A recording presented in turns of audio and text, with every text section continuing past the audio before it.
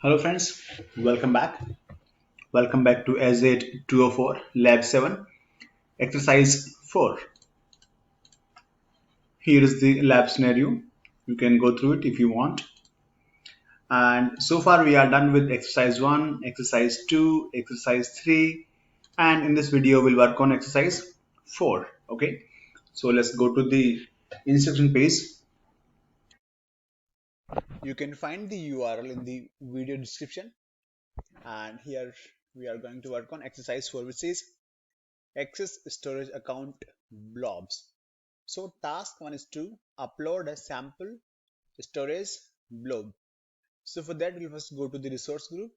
We'll go and select our resource group secure function, and from there we need to go and select the storage account, which is secure storage. Okay, and then we need to go and select the container, and then we'll click on the plus. So here we are going to create a container first, and the name should be drop, and access level will make it blob anonymous. Okay, so just follow me here. Let me just close everything first. Okay, so resource groups, I'll go and select our secure function, which is our resource group. And now I have to select the storage account. Okay, next task is to look for the containers. Okay, so storage account, here blob service, and here is we have containers. So we need to create a new container here. Name should be drop, and access level going to be blob anonymous. Okay, let's just verify. Yes, blob anonymous, and then you click on create. So let's create the container. So now here you can see our container drop is ready. Next is that we need to upload a blob in the container.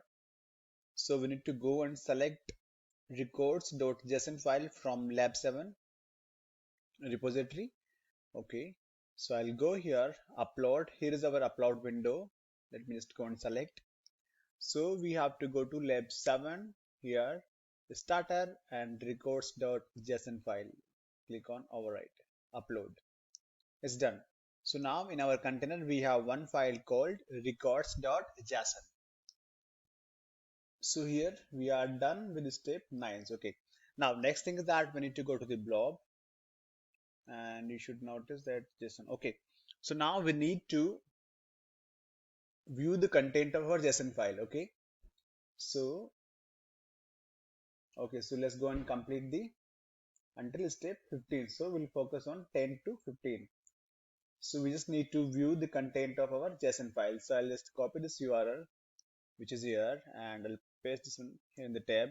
So now here you can see our JSON. Okay, now let's go back. Let me just close this one, and I'll go back here. Now back from the container blade, change access level policy. Okay, so now we are going to restrict the blob. We do not want anyone to go and access our file. So I'll just go back, change access level. Let's go and select private. Okay, and yeah, we have changed the permission. Now if I go and refresh, right, I should not be able to access. It says resource not found. Perfect. So here we are done with task 1. Task 2, it says add a .NET application setting. So for that we need to go to our resource group. From there we need to go to our function app, and then we need to go to the configuration option so that we can go and create a new settings. Okay, so here, okay, let me close. So here is our resource groups. I'll go and select the group. Let me just open the function app, which is here. Now let's go and look for the configuration here. So here we need to create a new application settings. So I'll just open. Let's go and check for the values. It says in the name you enter this particular value, and in the value enter false. Okay, and the value false. Okay, and then leave the deployment slot as it is. Click on OK, return to the configuration and save changes. Okay, let me just go and save, continue.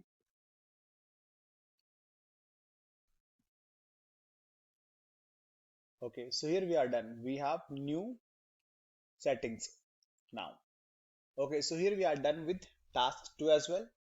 Task 3, it says that pull the storage account SDK from NuGet. Okay, so for that we need to go to the secure function, our resource group. From there we need to go to the function app, and from the app service blade select app service editor preview option from the development tools section, and then app service editor preview, click on go. Okay, so let's just open the editor. So secure function here.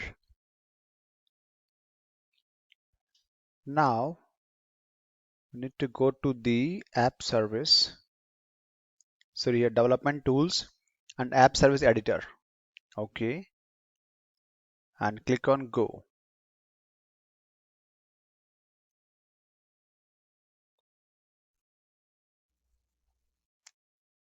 So it will open an online editor. Okay, now let's go back to the instruction page. It says that in the app service editor browser window, expand the file parser folder, open the context menu, and then select new file. And then we need to give name as function.pros. So here we are. Here's the folder file parser. We need to create a new file and we'll name it as function.pros and hit enter. So here you will see your file and the editor.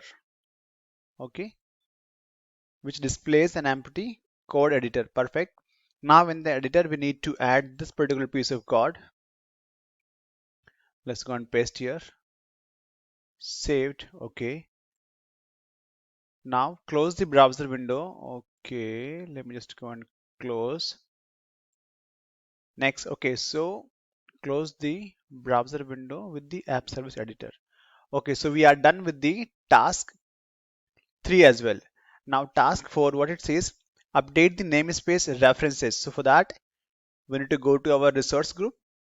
We need to go and select our function, secure function app, and then from the app service blade, functions, and from the functions pane, select the existing file server function to open the editor for the function, and then go to the code plus test under the developers options. Okay, just follow me here. Let me just close everything. So here is our function app, and here we need to go to the functions. It should see file parser, and then we need to go to here code plus test.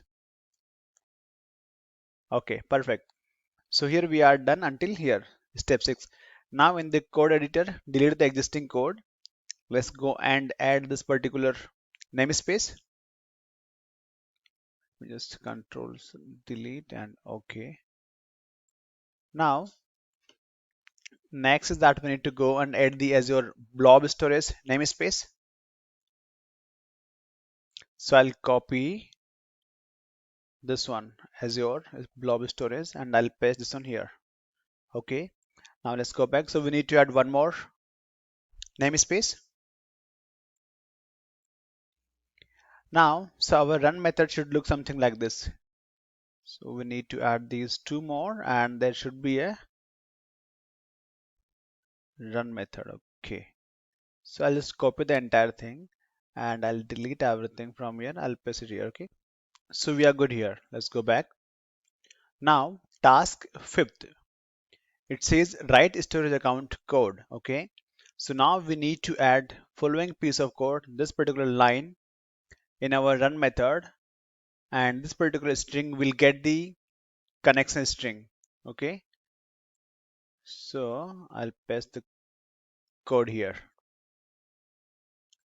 Next, that we need to add the following line to create a new instance of blob service client, and here we need to supply the connection string as a parameter. Next is that we add the following line of code.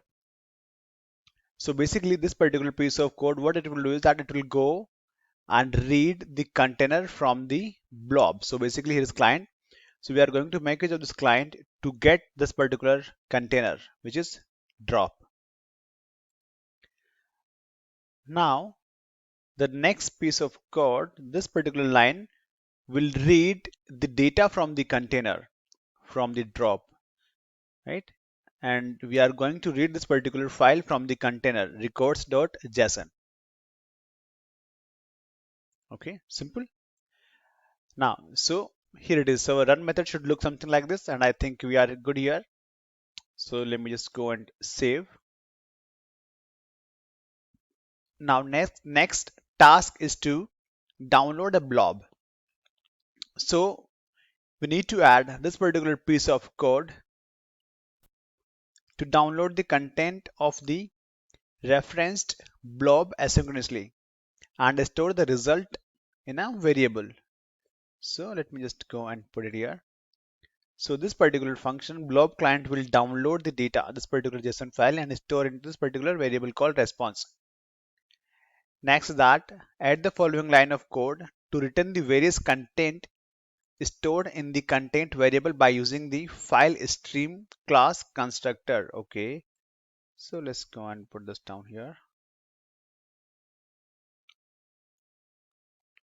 So our entire run method should look something like this. Here should this particular. Okay, so here we are good. Now we need to go and save. Let's test. So let's come back here.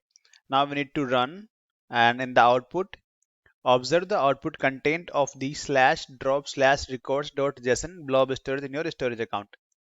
So let me just go and run.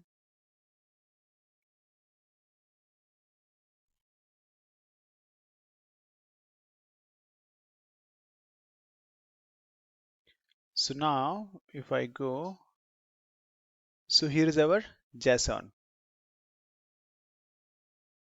Okay. Now let's go back. It says that you should see our records.json in the output. So here if you guys observe the code, you will see that initially we have used connection string, right, to access the blob storage account, and then we have used blob service client to access our storage account. Then we have used this service client to make use of to connect or access the container, and then from the container we are downloading records.json file, okay, which is here, and then later we are printing the results, like we are just displaying the response, right? So that's it about exercise 4. Thank you for watching, and I'll catch you in the next video.